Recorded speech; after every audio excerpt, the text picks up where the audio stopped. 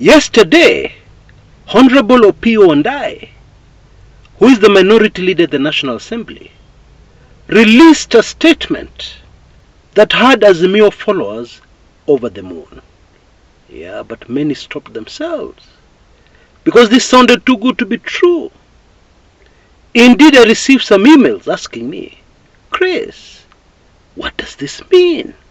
Well, in case you're still in the dark, all Bwana Wandayi did was to release a list, of the Azimio side of a panel to do an audit on the 2022 presidential elections. That's all he did. However, as most Kenyans know, that is not a small matter. Now, before we go into the far-reaching implications of this, let us start this story at the beginning. That way, we're going to be able to understand it much better. You will remember that going into the National Dialogue talks, Azimio had 3 irreducible minimums. Do you remember what they were? Cost of living, that the government should make deliberate efforts to bring down the cost of living, not by introducing new taxes every day. Number 2, opening the servers. And number 3 was that Bwana Ruto should stop immediately, constituting a new IEBC, appointing new commissioners, etc., etc. And of course, we all know that Azimio lost 1 out of those 3, and that is the cost of living. There was no agreement on the cost of living. However, there was an agreement on opening the servers, and there was an agreement on the IEBC commissioners issue. Now, on the cost of living, Azimio had to make a very big decision, because going into the talks, they had said, if there is no agreement on the cost of living, then there was nothing else they were going to discuss. Okay? But Azimio changed their mind and let go on that one. And there was a very good reason, which you will never hear at a press conference. Really, it is just pure logic. And let me simplify it with a very common Swahili saying. Mtoto akililia wembe, mpe! Your kid is crying, they want the razor, they want to play with it. And you know the consequences. And so you decide, let this kid learn a lesson the hard way. Yes, it will cost them. Yes, it will cost me. But at least they will learn the lesson. And you will never have that trouble with them again. You see, this cost of living manenos, who does it finish? Does it finish Azimio? No. The cost of living is a very sensitive, political, hot potato. What it does is that it finishes an administration. Kabisa, kabisa. Wipes it out completely. Of course, for some bizarre, very bizarre reason. Ruto and his chaps still don't see this. Ruto and his close handlers still don't see this. In their minds, they can do what they want, and then when the elections come round, they will find a strategy to convince Kenyans, to vote them back in, or they'll simply rig themselves back in. Simple. I guess the thinking is, since Moi, with all the Western powers against him, still managed to remain in power, then that is proof, then under the old constitution, then that is proof it can be done. And therefore, since we are very smart, we too can do it. I think that's the thinking. Bottom line, Azimio realized it was wise to at least win something, opening the servers and the IEBC, and lose the cost of living. Because anyway, the cost of living was going to do in the opponents, UD and Ruto, to me it makes perfect sense. I would have made the same decision. Now let us focus on this panel to go through the 2022 presidential elections with a fine-tooth comb, to analyze it and to produce a report on those presidential election results. Bila kizungu mingi, to open the servers, all of them. Now, let us face reality. There is no way Ruto would have agreed to this. It is all signed and sealed in the NADCO report, which is being tabled in Parliament to be quickly passed shortly. There is no way Ruto and company would have agreed to this unless they had a plan. A plan to do what? That the result of this audit, by the way, which is a constitutional requirement, that the results of this audit would not remove Ruto from power. And there are many kizungu mingi ways of doing this in Parliament. After all, Ruto has the numbers. They could introduce a small, seemingly harmless statement to the act, saying that all the findings of this forensic audit can only be implemented after 2027. Na hiyo ikipita bunge, it becomes law. That's what will happen. Actually, sadly, the options are many. The other one, which has been used successfully before, is to pile all the blame on IEBC, the electoral body. Because legally, the person who has responsibility of conducting an election is not the government, is not the person who is announced the winner illegally. No, it is the IEBC chairman and the IEBC. And history clearly tells us that all, without exception, all Chebukati predecessors have been hanged out to dry.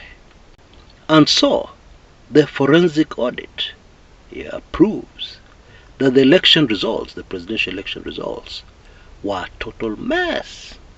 Now, remember this, legally, finding an election result that is a mess does not necessarily prove that the loser won those elections. Legally. Of course you can prove it, but legally it is not such a simple thing to do.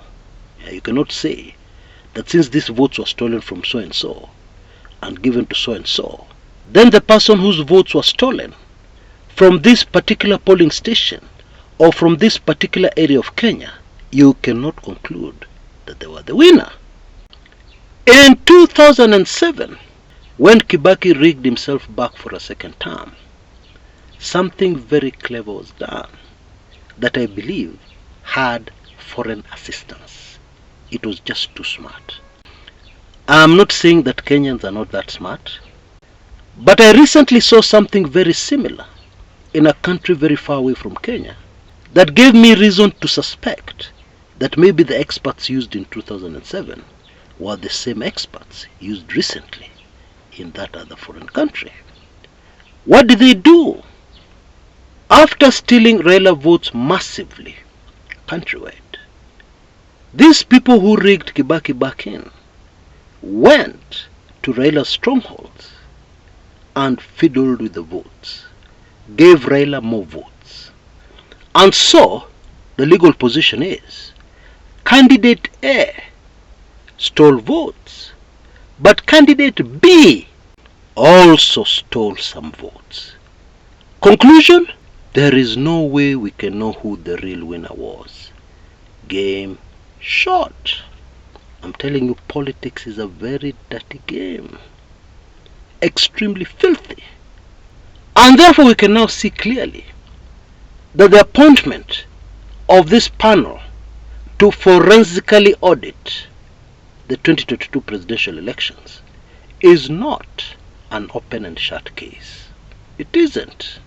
The truth is, it should be. But the truth is also, it is not. And I totally know how you feel.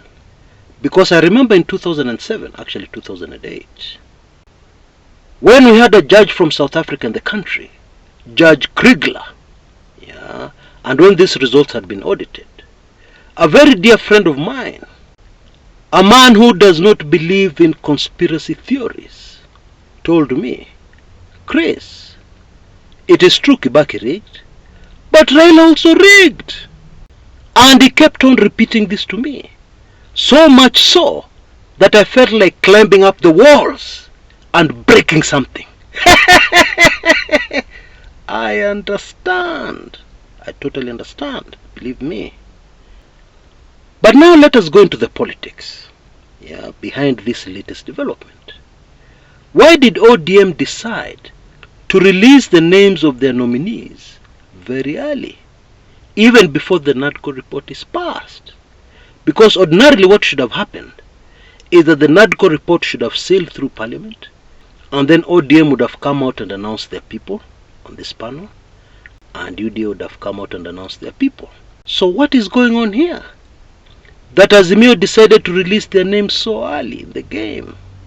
Because according to the NADCO report, this panel should be set up not longer than 21 days after the NADCO report sails through Parliament. Well, in my opinion, it was a very clever way of highlighting one of the things in the NADCO report that the UDA government may want to fiddle with, alter, as the report passes through Parliament. And Raila has already told us in clear language that the report should sail through Parliament as it is, without any alterations. Hakuna comma, hakuna full stop, usiongeze kitu. Okay? And Azimio has also told us in a statement that if that thing does not pass as is, then the consequences will be dire for the government. Because in reaching this NADCO report, the Kenyans who lost their lives. But very instructive in the same statement, Azimio told us that they were very much aware of some people who wanted to kill this NADCO report, either make alterations or just kill it altogether. And so it makes perfect sense for Azimio to come out very early through the minority leader, not an ODM Secretary General, take note of that, through the minority leader, and announce the Azimio nominees for this panel to go through the 2022 presidential elections. But folks, for all those who want justice, for all those Azimio supporters, all is not lost. You know, there are other things that could happen as this panel is at work, as the forensic audit is going on. Their revelations can have an impact on the people of Kenya, especially now that Kenyans are suffering so much from the very high cost of living and from a government that is insensitive. The impact of those revelations could have unexpected outcome, very unexpected. In my opinion, if the massive unprecedented theft of votes comes out to the public, it may be so alarming to the public, it may be so alarming to most Kenyans as to cause serious political trouble in the country called Kenya. You see, according to my estimates, Ruto had less than 3 million votes. Think about it. In other words, Raila's victory was not a landslide. It was more than a landslide. And this is why I've called it unprecedented theft of votes as far as the country called Kenya is concerned. But let us wait and see what happens. It'll be very interesting. Now that we're all sensitive to the possible moves that the government could make, over this forensic audit, it'll be more than super interesting to watch what happens. Until next time, this is Chris Kumekucha.